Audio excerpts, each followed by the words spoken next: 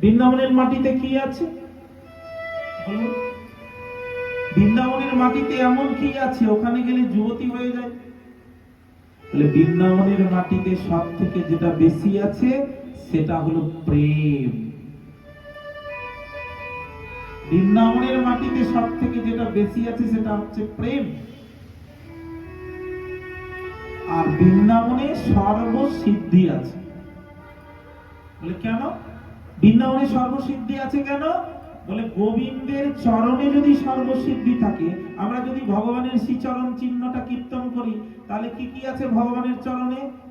ধ্বজ বজ্র অঙ্কুশ জপ স্বস্তিক গোস্পাদম, 19টা চিহ্ন আছে।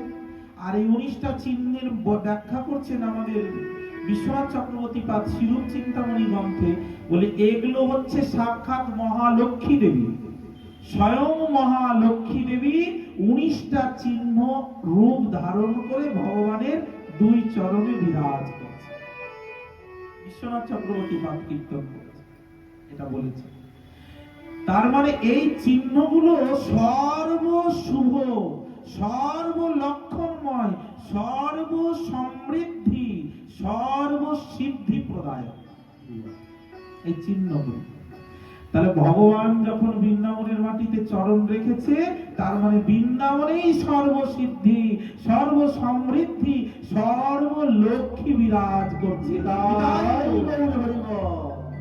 আমাদের বেণুগীতে বলছেন এক শ্লোকে, বৃন্দাবনম সখী ভুব বিতনতি কীর্তিং ইয়াদেবকী সুত পদাম্বুজো লব্ধলক্ষ্মী।